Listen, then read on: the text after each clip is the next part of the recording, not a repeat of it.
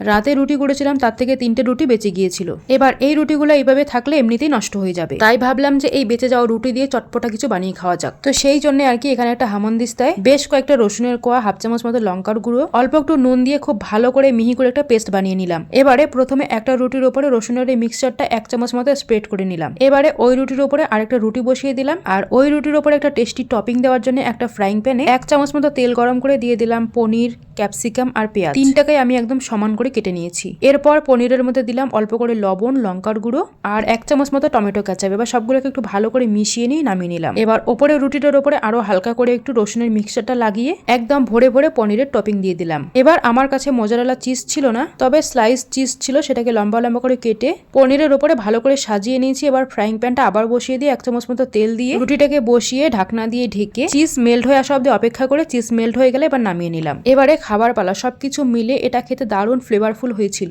রুটি বেঁচে গেলে আমি কিন্তু মাঝে মধ্যে এইভাবে বানিয়ে খাই। তোমাদের বাড়িতে রুটি বেঁচে গেলে তোমরা কি করো সেটা আমাকে কমেন্টে অবশ্যই জানিয়ে দিও।